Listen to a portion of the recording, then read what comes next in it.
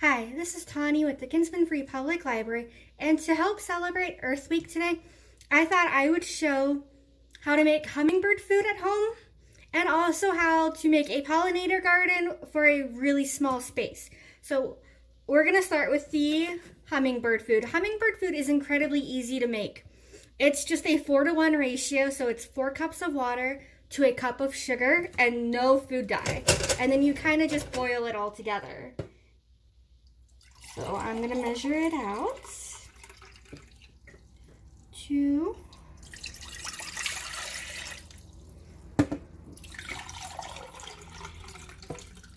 And 4. Now I'm using my Brita filter because there's some gross stuff in well water.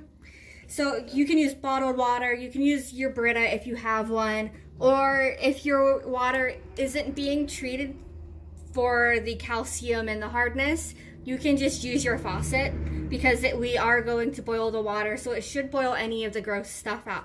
Unless you're using things like bleach or water softener to handle your water, then I would just do the filter or bottled. And then 1 cup of sugar. You just turn your stove on, and depending on your stove, this could be super quick or this could take a minute. So I will probably be in and out. I will just squeeze everything together when I am done. Because my stove's kind of old, so it'll take like 15 minutes to bring this up to boil. And no one wants to stare at me for 15 minutes while I just stir a boiling pot of water. Alright, so we'll see you in a couple. Hi. Okay, so I'm back. I was going to also do my garden clip before this, but I ran out of potting soil. So the window box is going to have to wait until I can get more soil, which is weird. I thought I had like a ton of soil. I have so many houseplants, I'm constantly buying potting soil. So I'm really confused on where it all went. But anyway, so it is cooling in my glass container. I very carefully poured this over the sink, so I'm just going to let that cool.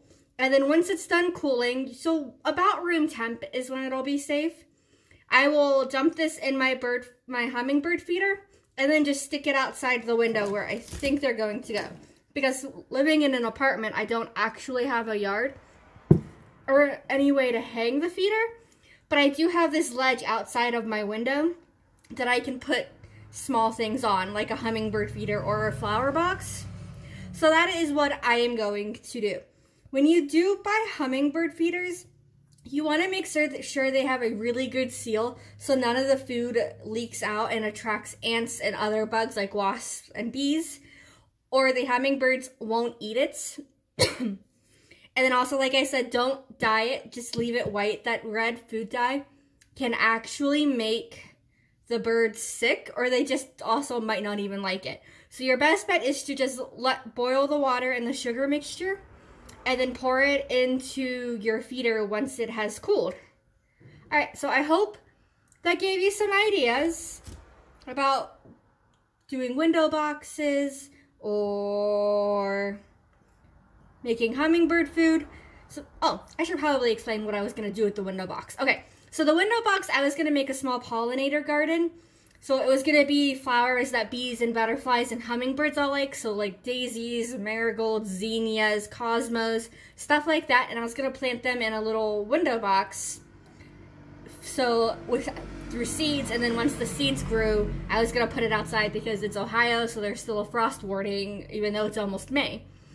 So I was going to wait until that and also let the seeds sprout so the birds don't eat the seeds, and then put that out. And that would be a way to also encourage pollinators like the hummingbirds, your bumblebees, and butterflies to come and eat and kind of help feed them and protect them. When you do go to make pollinator gardens, one of the biggest things I found when I was researching this was to make sure that your plants haven't been treated with any kind of pesticide, whether it's a seed or a living plant, because it's the pesticides that are causing issues with pollinator populations. So the less chemicals that are on your plants and the less chemicals there are in any of our plants, the better off they are.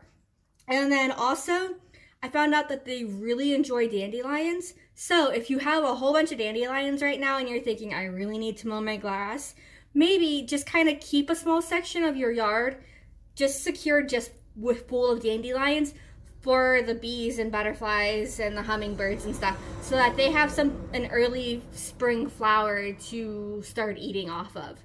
Alright, I hope you've been enjoying our Earth Week videos. Let us know what you've done to celebrate Earth Day / Earth Week, and we can't wait to see you all. Bye!